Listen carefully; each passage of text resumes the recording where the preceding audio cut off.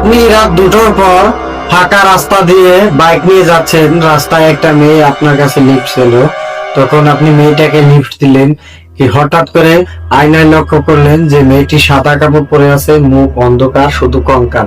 যখন আপনি ভয়ে ভয়ে অল্প পিছনে চেয়েলেন কিন্তু মেয়েটি পিছন নাই, আবার যখন সামনে লক্ষ্য করলেন মেয়েটি আপনার সামনে উঠতেছে, তখন আপনি কি করবেন? হ্যালো সবাই, কেমন আছেন? আশা করি সবাই ভালো আছেন। আপনাদেরকে স্বাগতম জানাচ্ছি আমার হরর স্টোরি ইন বাংলাতে।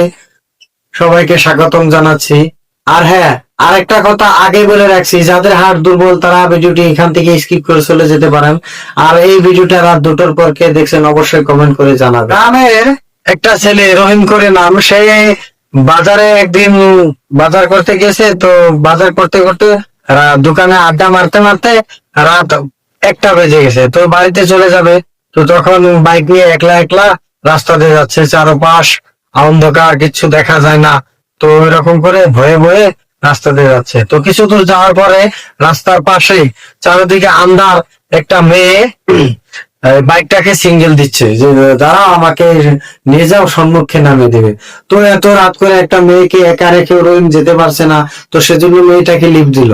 লিফট দেওয়ার পর কিছুক্ষণ যাওয়ার পরে মেয়েটি যখন পিছনে বসলো, অল্প হালকা একটা কিরকম বাতাস আসলো, ঝিমঝিম শরীর ঝিমঝিম করলো।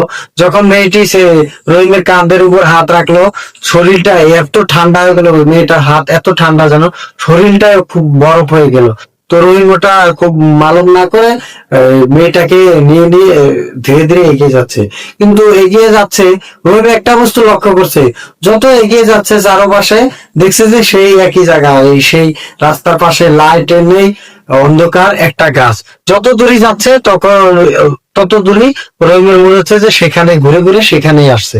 তো রহিমের অল্প ভয় লাগতো, কিন্তু রহিম কি করবো, বলতে তো পারতেছে না।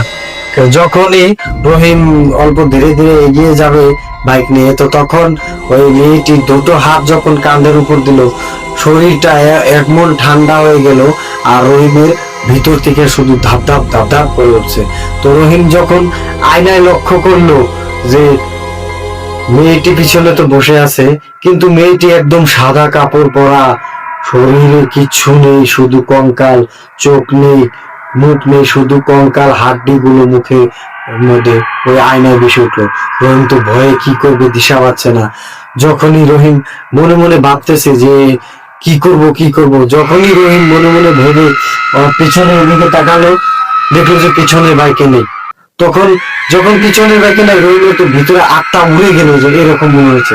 তারপর যখন রহিম অল্প পেছন থেকে সম্মুখে তাকালো, দেখলো যে মেয়েটি তো নয়, যেন সাদা কাপড় পরে, এই দেখেন আমার শরীরের পশম দাঁড়িয়ে যাচ্ছে বিকল্প বলার সঙ্গে সঙ্গে, মেয়ে নয়, যেন সাদা কাপড় পরে, শুধু কঙ্কাল, বাইকের সম্মুখে উড়ে, এই সম্মুখে উড়ে, এইভাবে উড়ে রহিমকে বলছে, হ্যাঁ তুই এই রাস্তায় কেন এসেছিস একা?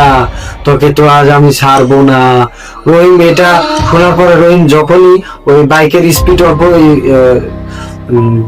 স্পিড বাড়িয়ে দিবে, তখনই ওই কঙ্কাল সাদা কাপড় পরা মেয়েটা রহিমের গলা চেপে ধরে ধাপ করে রাস্তার পেছনে ফালিয়ে দিল। রহিম তো ওখানে অজ্ঞান। পরের দিন সকাল আর রহিমকে অন্য একটা জায়গায় অজ্ঞাত অবস্থায় পড়ে থাকা মানুষে উদ্ধার করলো, আর বাইকটি অন্য একটা জায়গায় অবস্থায় পড়ে থাকা উদ্ধার করলো। আপনাদের সঙ্গে যদি রাত 12টা বা 2টার পর এরকম বাইক নিয়ে রাস্তা দিয়ে যান, যখন আপনাদের যদি একটা মেয়ে সিঙ্গেল দিয়ে ওঠে এরকম অবস্থা হয়, তখন আপনি কি করবেন অবশ্যই কমেন্ট করে জানাবেন। আর হ্যাঁ, গল্পটি কেমন লাগলো কমেন্ট করে জানাবেন। গল্পটি যদি ভালো লেগে থাকে একটা লাইক করে দিবেন। এরকম যদি ভূতের গল্প আরো শুনতে চান, চ্যানেলটি সাবস্ক্রাইব করে পাশে থাকা বেল আইকন প্রেস করে দিবেন। এবং ভিডিওটি শেষ পর্যন্ত দেখার জন্য আপনাদেরকে অনেক অনেক ধন্যবাদ।